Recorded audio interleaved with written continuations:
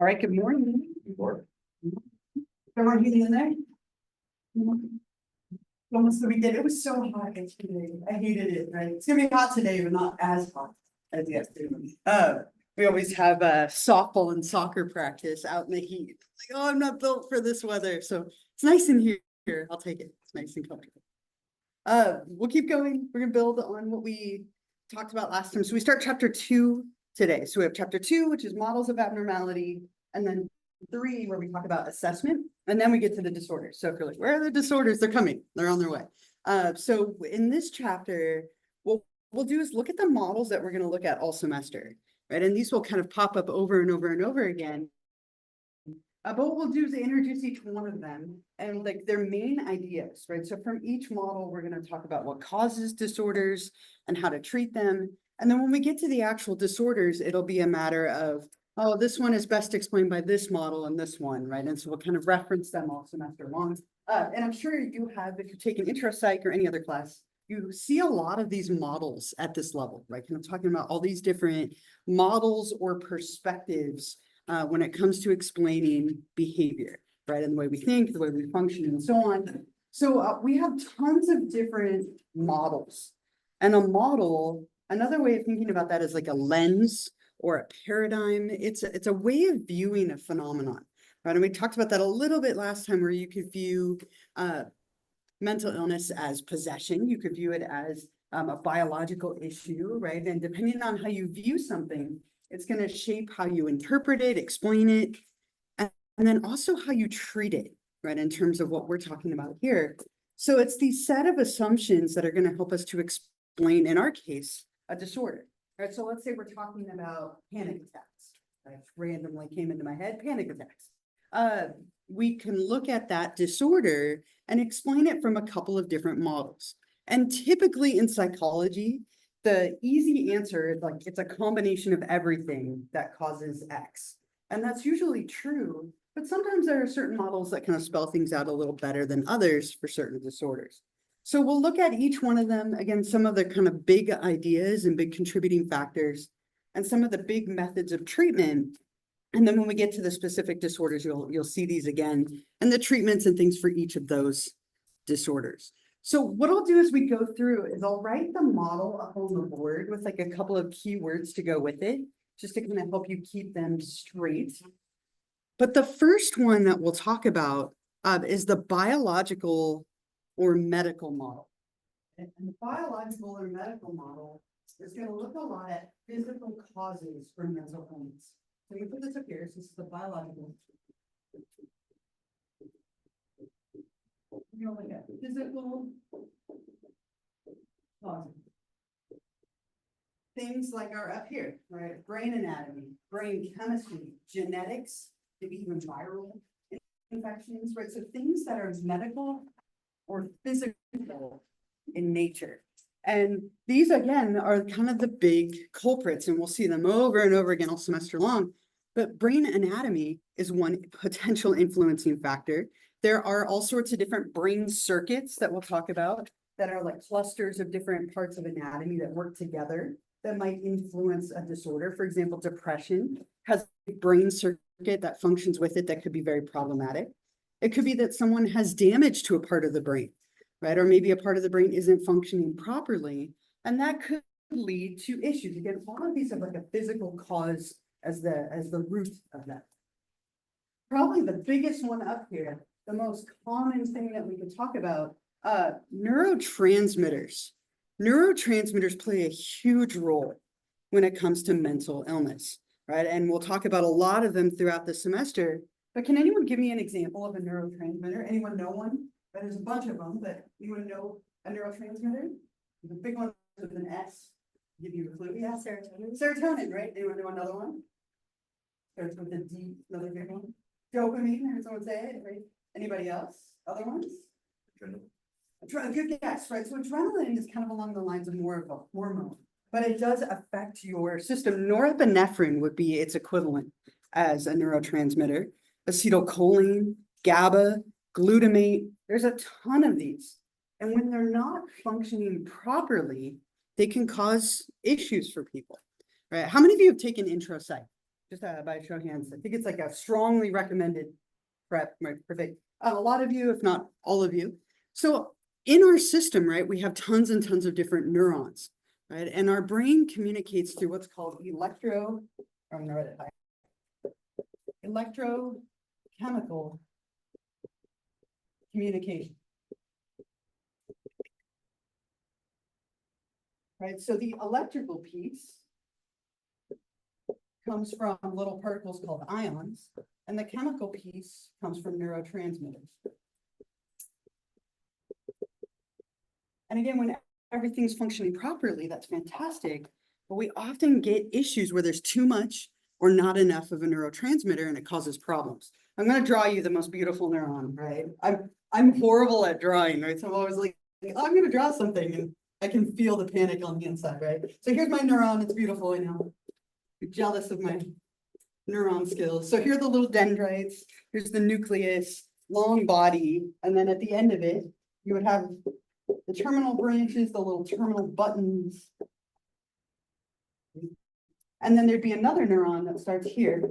Oh, and it's pretty. I drew it beautifully behind here. It's such a shame you can't see it. So this area right here would be the synapse, or the little gap between neurons, right? So whenever our neurons are communicating with each other, and this should be kind of review, right? There are ions, a little electrically charged particles inside and outside of a neuron. And whenever there's any kind of action that we need to do, little gates open up. They're very high-tech process. Ready? Little gates open up, and these ions are going to switch. And it causes a change in the electrical composition of this cell, which makes it fire. And then as that message reaches the end, these little terminal buttons are going to release neurotransmitters, which float across the synapse and keep that message going. Well, if we have too much of these, not enough of these, that message doesn't go through properly, and it causes issues like anxiety, stress, depression, difficulty thinking, difficulty functioning, being overly hungry, not hungry enough, right? The list goes on and on and on.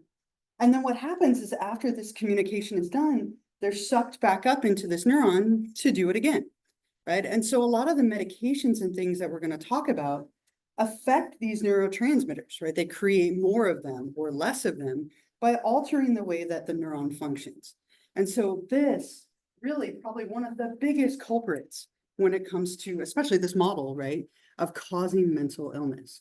So whether it's neurotransmitters or brain circuits and brain anatomy, right, we're looking at those physical causes, and we can manipulate these with medications, right? Lots of them, and we'll talk about later in the semester. Genetics also plays a big role.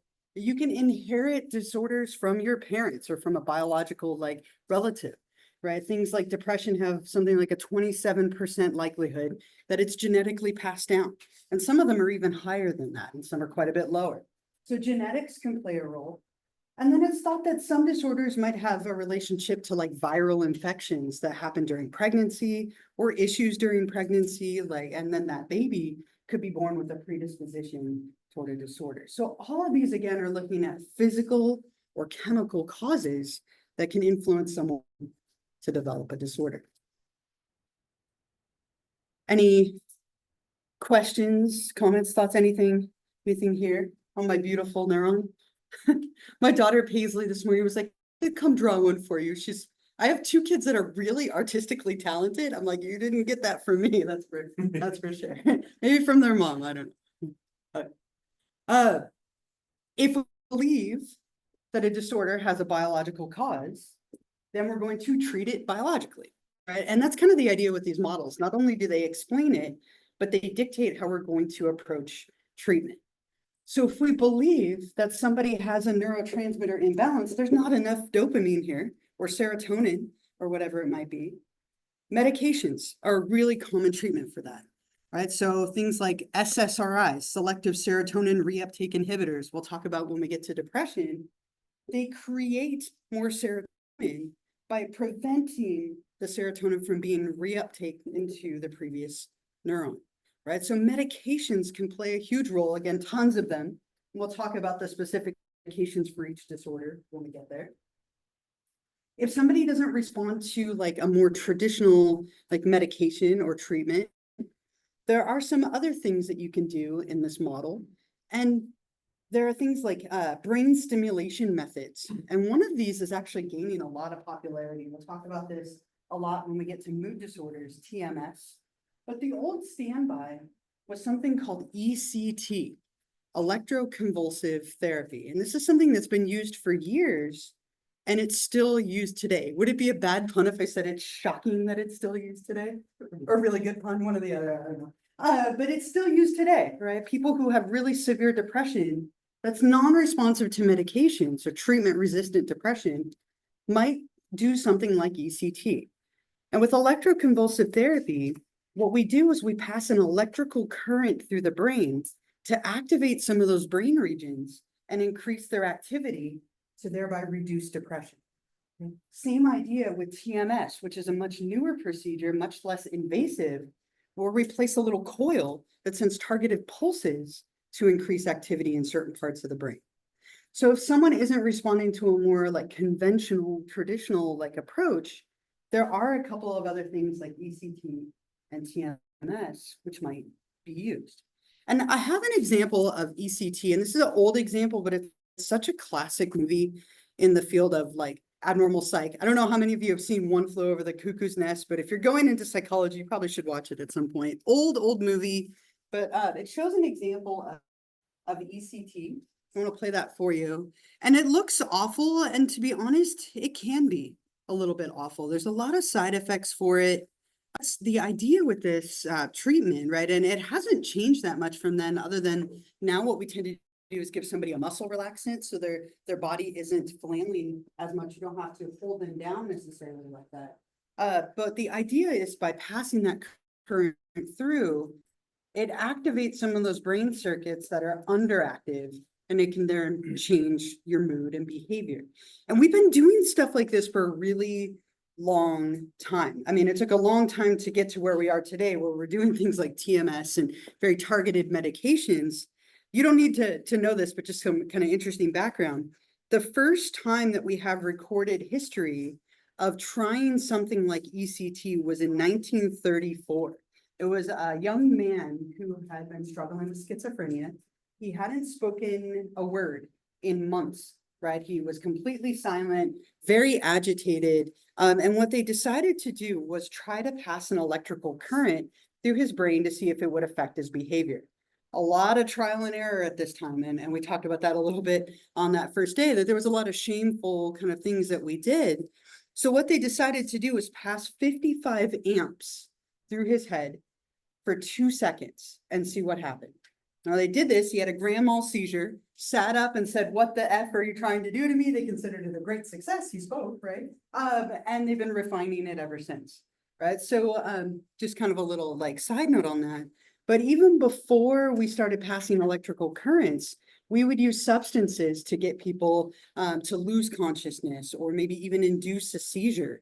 And the idea was to change the activity in the brain. And we are getting more and more targeted with the way we do that. Again, this is kind of like the newer method, picking up steam. And in very rare cases, it might be that we can do some kind of surgery, right? And that would only be if there was something that was repairable or operable. But in rare cases, we might do like a psychosurgery if there's damage to the brain that we could potentially repair or address. So these are kind of the main and common treatments from this perspective. And again, we'll talk about lots of different medications and these two a little bit more when we get to unit on depression. Any questions, thoughts, anything about the biological perspective before we go to the next one? Anything here? Okay. The next model is the psychodynamic model, there it is. I'm like, I lost my pen, it's gone. The psychodynamic or psychoanalytic model.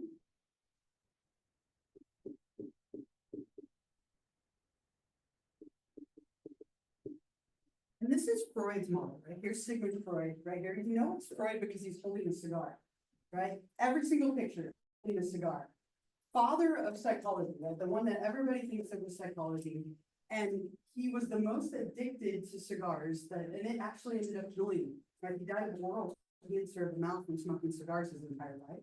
And the most famous therapist, and he couldn't cure himself of that, which is kind of an interesting piece of information about him. But he's the one who kind of becomes the face of psychology, someone that people tend to think of the most. And Sigmund Freud founded this field, right? Psychodynamic or psychoanalytic model.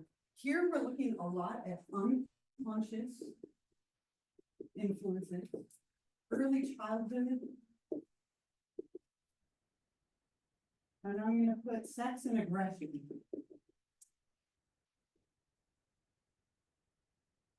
Those were some of the big ideas. He has a lot of ideas, of course, right? But he talked a lot about the unconscious mind, right? And the unconscious mind is all of the stuff that you're not normally aware of. It's kind of buried deep down. According to him, it's buried way deep down. Anyone know how the unconscious mind might bubble up? Where might we get like a glimpse into the unconscious mind? Anyone know? When you dream. When you dream. There's one more. Freudian slips. If you've ever had a Freudian slip, you say the wrong name or like the wrong thing. He said that was your unconscious mind bubbling up. I had a biology teacher in high school. He was so cringy. It was awful. But he'd always say orgasm instead of organism, like always. And we're like, we know what you're thinking about. Like it was always, and he was so like awful about it. He'd be like, sorry, right? Like he didn't, I don't think he cared. It became a joke for him. But it's that idea of the wrong thing is bubbling up because it's on your mind in some way. And we sometimes use the metaphor for the unconscious of an iceberg, right? So if you think about like an iceberg, you would have the water line. I feel like there should be a Titanic in there. That's my Titanic, right? Jack at the front. Sorry, I'm done. Maybe not. Connect a little bit. What you can see above the water is what's conscious. This very moment right now, what you're thinking, what you're hearing, what you're experiencing is your conscious mind, right? What you are aware of. Conscious mind is just the tip of the iceberg. According to Freud, you have this huge base underneath of everything else that's below the water or below the level of consciousness. And what's right here, just below the water, we could call that your subconscious, or sometimes like the pre-conscious. Like you probably weren't thinking about what you had for breakfast until I mention it, right? Or the shoes on your feet until I mention it. And now it's part of your conscious mind. It's stuff that you can very easily bring up if you just think about it. In contrast to that, the unconscious is down here, buried deep down under the water. And Freud thought really like the only ways for this to come up are through dreams, through therapy and some of his techniques. Maybe even through hypnosis would be another way that we could access this. But he talked a lot about the importance of this stuff buried way deep down, maybe stuff that happened when you were very young, right? Freud is well known for his ideas about like the mother and the father and early childhood kind of stuff. And that we're very driven by sexual and aggressive instincts. Talked a lot about the libido, right? And that sexual energy that drives us and kind of manifests in different parts of our body throughout time. Right? Kind of progressing to different parts as we age. From this perspective, one other big thing, and there's again a lot of theories, but one that might be kind of connected to what we're talking about. He talked about 3 different parts of the personality or the mind that can be very like prominent in the way that we function. And those are the id, the ego, and the superego. And I love this picture. I think it's like a really great like visual depiction of these 3 different parts. The id, the ego, and the superego, according to Freud, should be in balance. You don't want one to be more dominant than the other, or that leads to problems. But your id is your pleasure principle. It is purely unconscious. It's driven by like sex and aggression and libido and pleasure. It's the part of you that like wants what it wants it right now. To hell with the consequences. Like none of you are giving into your id right now, not a single one of you. right? If you were, you'd be doing things that are probably inappropriate, right? It was very like primal, very pleasure driven, and it like kind of instant gratification. On the extreme other side is your super ego, which is kind of like the angel on your shoulder. It's your conscience. It's your ideal. So if the it was the devil on your shoulder, the super ego is the angel on your shoulder, kind of telling you what you should do, what you shouldn't do. So if my ego, or sorry, my id is like, let's go get like 20 donuts right now. It's donut time, right? My super ego might say like, no, you should wait. You probably shouldn't eat 20 donuts. You shouldn't go steal them because if I'm going with my id, I'm not paying for them, right? Like we're going all the way here. Like your super ego, again, is like that conscience. And in the middle, we have your ego, which is like the great compromiser between the two, right? It's the part of you that kind of tries to satisfy both sides. And according to Freud, this reality principle driven ego should be what's kind of dominant and ruling you. If you're too much ruled by either of the extremes, it can cause problems. And so we talked a lot about these ideas, a lot about psychosexual stages. There's a whole bunch of different ideas that he covered, but this one I think kind of connects the most to what we're talking about. Yeah. I'm kind of confused. Sure. I was understanding it with the picture and it's very confusing. Sure. So you have this one side of you, right? Your id that like is kind of very driven by what you want, right? Very like it wants what you want and it doesn't care about like anything that could happen, right? And it's typically like sexual aggressive stuff according to Freud. And again, think about it like the devil on your shoulder, kind of telling you, like whispering to you about like bad things or like kind of giving into like lustful, pleasurable things. And then the super ego is kind of like the angel on your shoulder saying like, no, no, no, this is what's right. And this is what you should do. It's like your conscience. So the super egos like don't have ego basically. So the ego, just think about it as like the self. Ego oftentimes means self. It's kind of like you in the middle as the compromise between the two extremes. So you have one extreme of the devil and one of the angel, and then you have you in the middle kind of navigating and finding the compromise between the two, if that helps. Any other thoughts or comments? Anything else here for questions? From a Freudian perspective, if we believe that the causes of behavior have to do with like the unconscious and early childhood and all this kind of stuff, we access those things.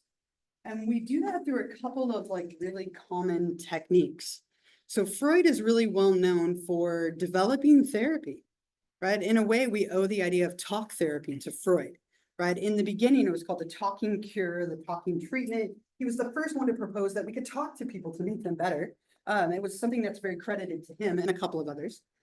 And so what he would do is he would have somebody come into therapy and do things like free association, working through, and transference, right? It's a very long-winded type of therapy, right? This is not something fast. So you would go see this person, like this type of therapist, every week or even maybe even multiple times a week for years.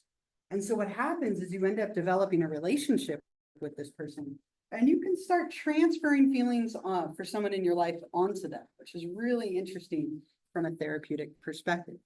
Now, I have a video of this and it's so bad, but I love it. I don't know why I love it because it's so cheesy, but I want to play this for you and it's really dated, which I think just makes it all the worse or all the better. I don't know, one or the other. Royal Road to the Unconscious. So looking at dreams would be something that you would very commonly do from this perspective. And he's just kind of talking and talking, right? And it's a very, as I said, long-winded, not super popular type of therapy anymore because it's so long-winded, right? And you typically would see this person so often. But what you do is anything that comes up, you have to work through. So you have to go back and kind of reinterpret it and re-examine it. It's a lot of talking and typically working through and going back to things that happened when you were quite young. Freud put a lot of importance on like the ages, the years before the age of 5, right? And so it tended to be a lot of like thinking back or going back to work through those things that happened when you were little. And as I mentioned, because you're seeing this person so often, right, again, usually multiple times a week, you start to get what's called transference. And I've experienced this on both sides, which is really interesting. Transference are the feelings that a client has toward their therapist And then countertransference are the feelings that the therapist has for the client. Right, so for example, I mentioned last time, I've been going to therapy and seeing the same person for like 3-4 years. And I tend to put a lot of feelings of like transference onto her and view her almost like a mother, like a motherly figure. Very Freudian at that point here. And she will oftentimes have feelings of countertransference, kind of viewing me almost like one of her kids, right? I'm the same age as her kids, right? And so you tend to put feelings onto a therapist, which can actually be really, really helpful to analyze. So when I was training to be a therapist, I had a client who out of nowhere was so mad at me. Like he came in and he was angry at me, like snapping at me, like hostile, so mad, like out of nowhere, right? And at first it really threw me. I'm like, what did I do? Like I was all like hurt, like, why are you mad at me? Like I didn't do anything. And it turned out he was really mad at somebody in his life. And he was transferring those feelings onto me as a safe source to do so with. Right. And so oftentimes when things come up out of the blue like that, you can work through them and analyze them. I'll take the anger any day over the other side. Like I'd have people who would randomly like develop crushes on as their therapist, right? Like try and bring me gifts or try and call me all the time. And again, it was oftentimes because it was someone in their life that they had those feelings toward, and they're putting it onto you as a safe source. So very common to analyze in this perspective, because you spend so much time with this person, oftentimes those feelings will bubble up and get transferred, hence the name, onto the therapist. I have another example just to share with you. Free association, I was just thinking in the back of my head, can also take a couple of other forms, right? So very common what it is that you're just kind of talking, but it could also be in the form of like word association. Sometimes therapists will do where they give you a word and they want you to give them the first word that comes into your mind. And they look for themes and meanings and so on in that. There was a great example of this in the movie Skyfall. Were you thinking of that? And again, if you ever have a cool example, please share it with, that's how that you have with it. But when he gets stuck on Skyfall, it's because there's so much there that he can't respond quickly, right? And it's something that happened in his life, right? Hence the name of the movie. But it's a very common way that you might see free association show up. It's also something we sometimes do for assessment, right? Where we're testing someone or trying to get an idea of what brought them in.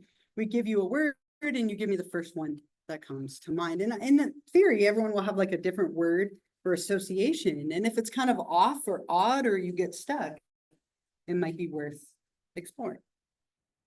So these are the very like Freudian things. Again, the one who started therapy and the idea of like a couch in therapy. Any other thoughts, comments, questions, anything else about the psychodynamic, psychoanalytic perspective before we go to the next model? Okay. The next one then would be the behavioral model.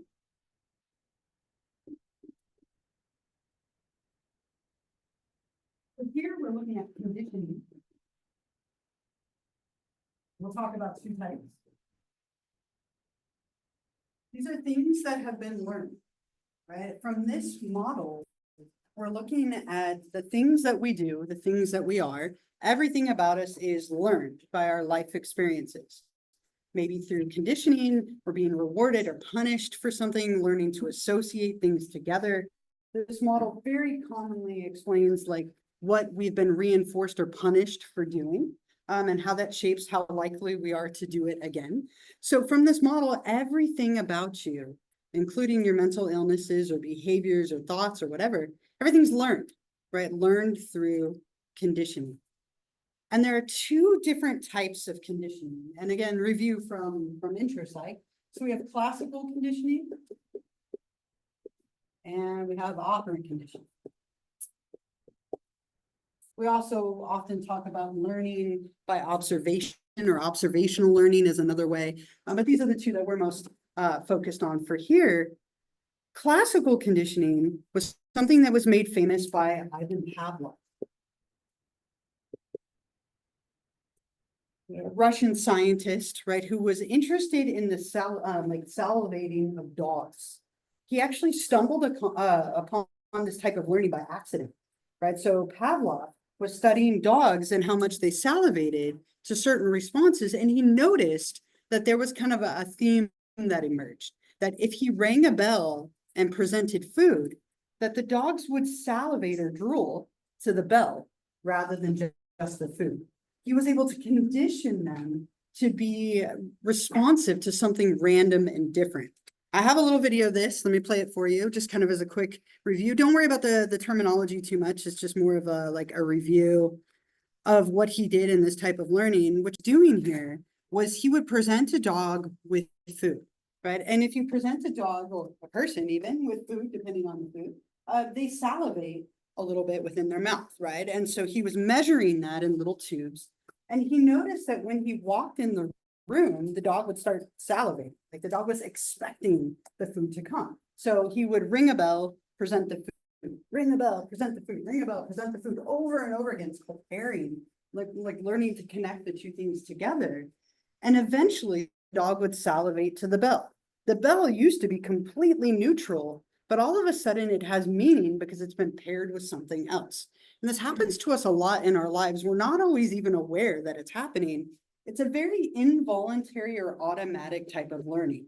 It's not necessarily conscious all the time. And sometimes, again, we might not even be aware of what's going on. Phobias are very commonly acquired through classical conditioning. You learn to associate one thing with something else, and all of a sudden you're terrified and have this phobic response, and you might not know why.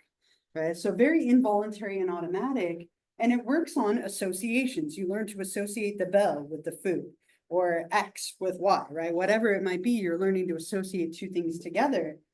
And there are terms in here like unconditioned stimulus and unconditioned response, conditioned stimulus, conditioned response.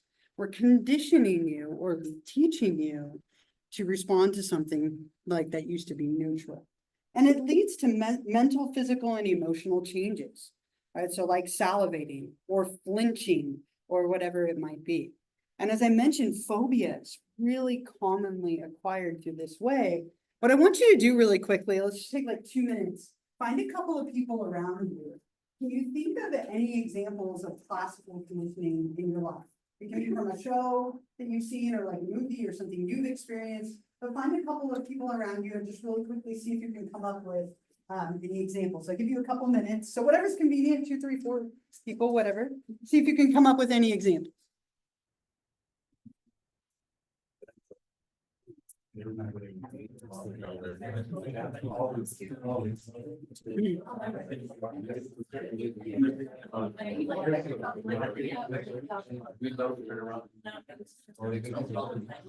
now, whenever I'm somewhere, they just say, "Hey, whistle." I always look back. Always look back. Doesn't matter where I am, it's like me and Drake, and then same thing. Whistling. And it can be with pets too, it doesn't have to be with people. So you're whistling. That's automatic.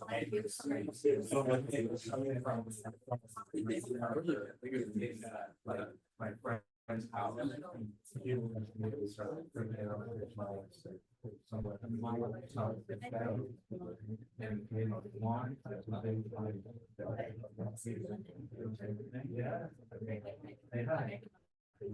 always thought I was never sometimes pretty long.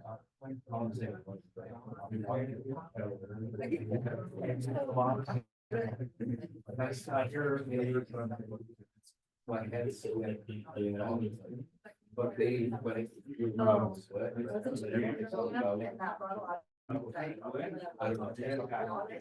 I swear.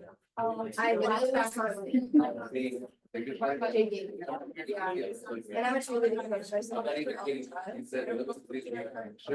But it still seems to do with like my need. Yeah. What's weird?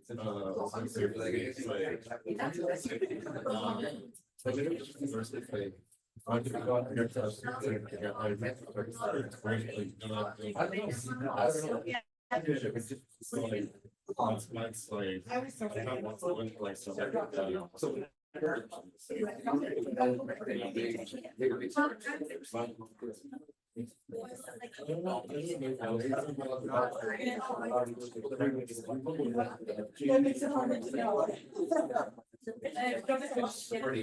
It's pretty, yeah.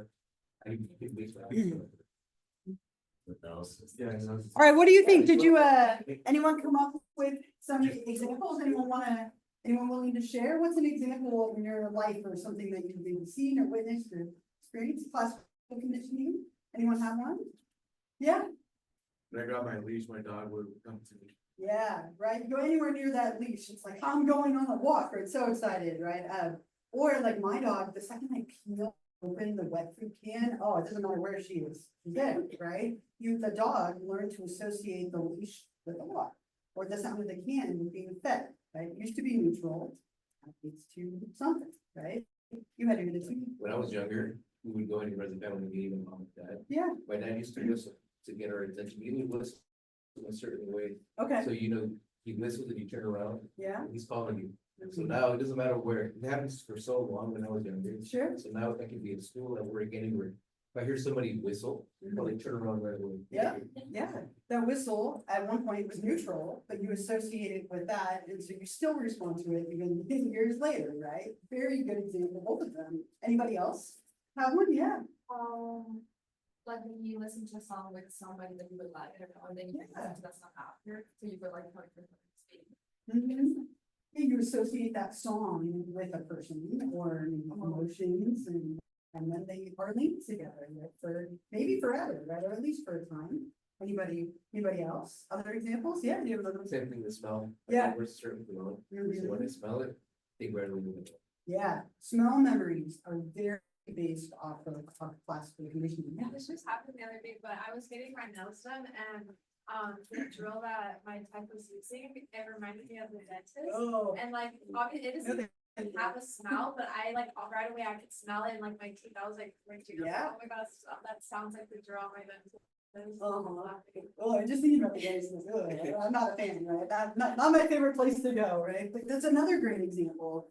And we get a lot of that with like smells, and sounds, right? And things that can trigger that. Anyone in here have a food that the second you smell it, it makes you feel sick? Right? Or you see it, right? Like foods and food aversions are often very related to classical conditioning.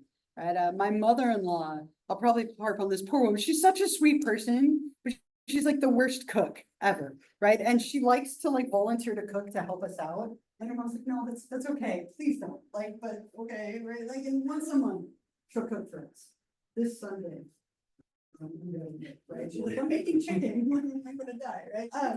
She's given me food poisoning more times than I can count. I've been with my partner 21 years. I've had at least 21 episodes, at least 1 year of food poisoning. So the second that she goes to cook, I like start to feel nauseous. I'm expecting it. She gave me awful, the worst food poisoning I've ever had with chili, like 15, 18 years ago. Right? She made me violently ill off of chili. I still can't eat it. The second I smell chili, my mouth waters in that bad way and I feel awful.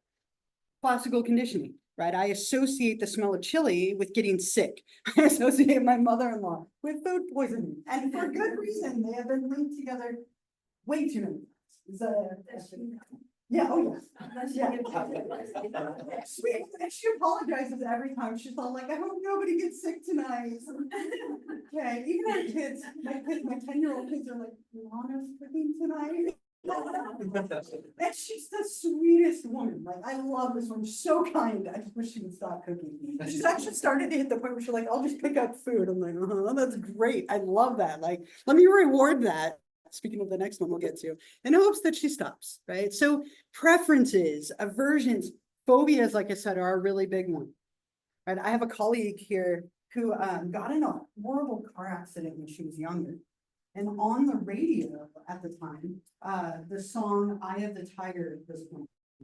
And so every time she hears that song, she goes instantly into like a panic trauma response, expecting something bad to happen. She learned to associate that song with trauma, right, with something negative. And so oftentimes a big part of therapy with this is to change these, to change the association, right? Like if I, in theory, ate chili and didn't get sick several times, that like connection would start to weaken, right, over time. If you went to touch the leash and you didn't take your dog on a walk, eventually, it might take a while, eventually your dog would stop getting excited when you went near the leash, right? You can lessen those connections. Is that Oh, goodness. So this should work really good with PTS. PTSD? Yeah, yeah. So oftentimes people think about trauma. So maybe it's a time of day that triggers the inside, or there's some kind of trigger. And so you identify the trigger and you recondition it. Right? So let's say that somebody has a certain smell that was present when they experienced being traumatic. Right? We would expose them to the smell and then something positive. We try and recondition it to something more neutral. Or like with my colleague, you play that song in a safe environment where nothing bad's gonna happen. And you slowly take the power away from them through reconditioning. That's very commonly done with like trauma, PTSD.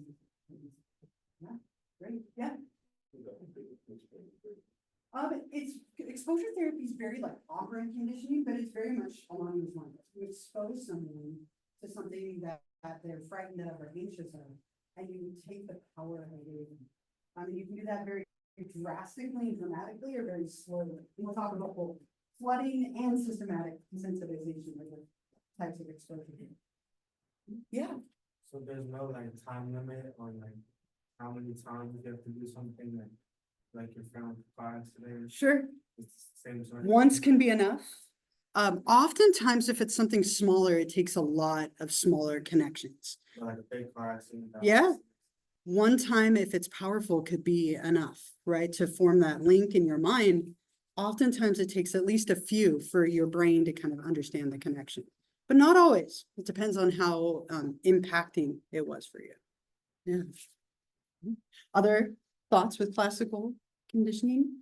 Makes for great pranks. There's lots of video. I always think of The Office with like the Altoid, if you've seen that scene, or there's lots of things where you can get people to respond randomly to something if you're being sneaky about it, but very related to mental illness with phobias and preferences and so on. The other type is operant conditioning. This one's much more like common sense.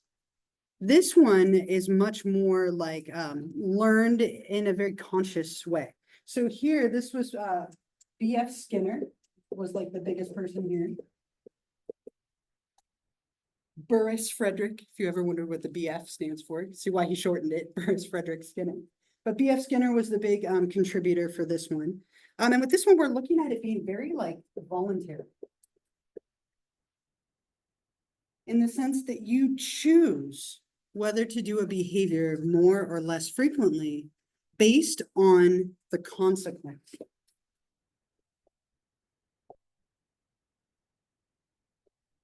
If I do this and I'm rewarded, I'm going to be more likely to do the behavior again. If I do something and I'm punished, I'm going to be less likely to do the behavior again. That's kind of the essence of this type of learning. Now you have to make sure you have things that are actually rewarding and punishing, which can make it tricky, but it's all about the consequences of your actions. Yeah. In which way? Yeah, it's a huge part of it. Yeah, right. Responses to their behavior. They do something you like, you give them a treat. That treat's a reinforcer or a reward meant to encourage them to do it again. Right. And yeah, I mean, we train animals very, very much so using this and sometimes also blending a little bit of this as well. Right. Conditioning is very commonly used for animals, people too, but animals especially. So terms here we have reinforcer and punisher. A reinforcer is anything that's going to increase the likelihood that you do a behavior. Okay? You study for an exam and get an A. That A is a reward or a reinforcer. You might be more likely to study next time, right? I clean the house and my partner gives me a hug and tells me I'm the best, right? I'll clean it again, right? Or I get good grades and get taken out to ice cream.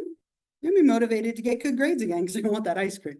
That was always what I was rewarded with as a kid for good grades, ice cream, right? So now whenever my kids get good grades, I'm like, let's go get ice cream. And they don't fight me on it, luckily. Punishers are anything that decreases the likelihood. All right, you hit your sister, go to timeout, right? You're going to go to timeout. I'm trying to discourage you from doing it again by sending you to timeout.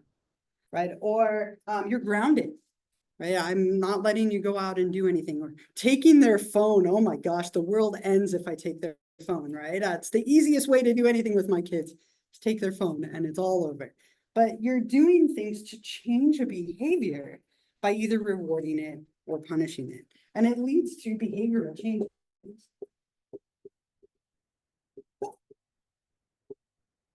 So we can use this very much so as a way to change someone's behavior through therapy, right? And kind of like you were talking, exposure therapy is a big one. It kind of combines elements of both, right? Behavioral stuff is very commonly incorporated into therapy, right? And we can do things like identifying whatever the problem is and then seeing if we can change it, right? You're experiencing anxiety. Let's see if we can reduce that, either through pairing it with something calming or maybe finding like a specific thing that's rewarding to help you.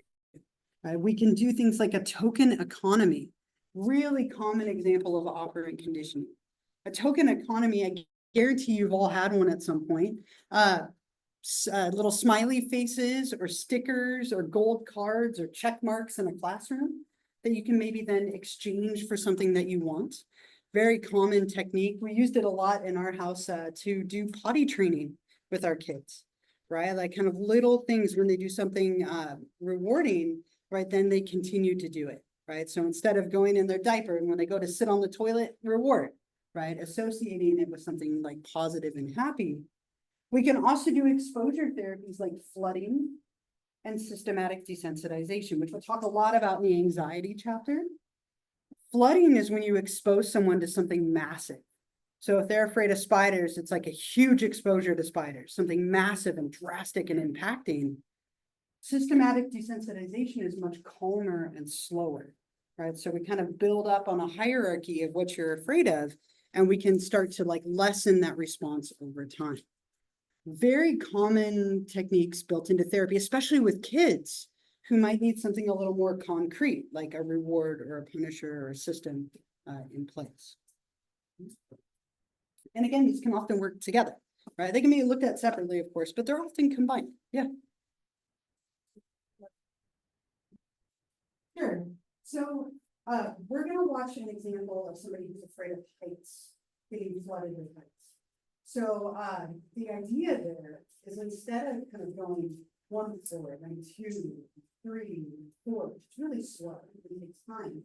Some people like to face their fears head on and in like a kind of massive exposure. The idea is if you could handle 50 stories, that too wouldn't scare you, right? And so some people like the quickness of flooding, of ripping a band-aid. More people like this one, which is like a very slow, gradual, like step by step. But it's typically for people who want to face it in more like direct, head on, kind of like quicker. Yeah. Yeah. Yeah. Right. Right. Informal flooding. Right. You're afraid of the pool. Get in there. Right. Like, and you get in the deep end, and you are okay. And then, in theory, you would lessen your fear. As long as nothing like that.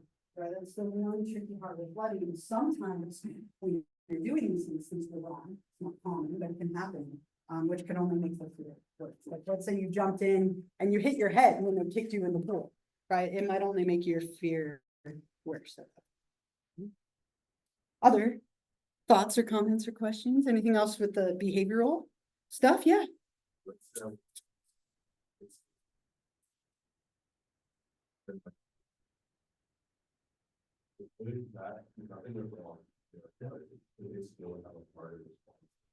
Sure. Yeah, and not everyone, like, these two things would be things you talk about with the therapist before you do them. If you're doing them in a clinical setting, because some people, it just reinforces the fear of the fear. Even if nothing goes wrong. And that's an unfortunate side effect, and sometimes it's not the most appropriate technique for the person. So there's usually a lot of planning and talking ahead of time, and then working through the stuff. So it could make it better, which is a hope, or sometimes unfortunately, you can just reverse it. You could try the other, yeah, right. So oftentimes people will start with one and then gravitate. You can even kind of hybrid, combine them a little bit when you do a little bit more of an exposure and then you back off. Which is gonna be combining them, and that's common. Anything else here for now? We'll talk a lot more about them when we get to anxiety and phobias. This is what that is.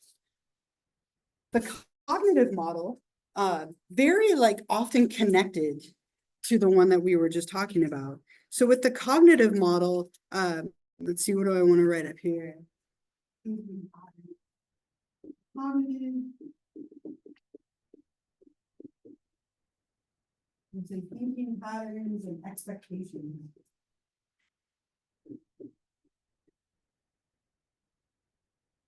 And very commonly combined, right, with the behavioral one. You've ever heard of CBT, cognitive behavioral therapy, right? We can look at the model separately or we can combine it, but from this perspective, we're looking at thinking patterns.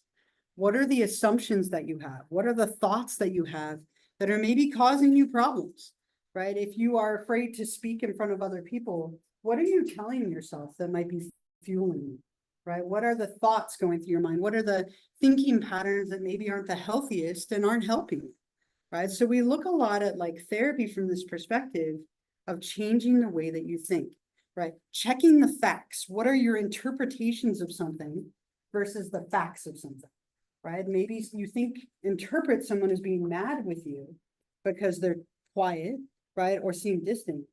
But what are the facts of the situation? So it's often kind of like stuff like that, or fact checking and so on. And as I mentioned, we can very easily combine this with the behavioral approach, where we look at the thoughts and the behaviors. And I would say of all the approaches, this is the most current and the most popular right now. CBT is huge in the field of therapy right now, where we look at combining thoughts and behaviors together, and we get concepts like mindfulness. Mindfulness is something that is a huge buzzword in the field of psychology over the last like 5 years, where we work on being present in the moment rather than being stuck in the past or thinking about the future.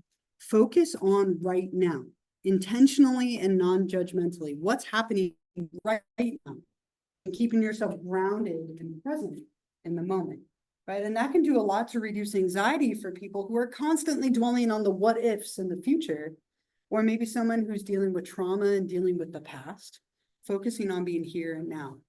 So we see a lot of combining of the two, but of course you could also look at it on its own, separate.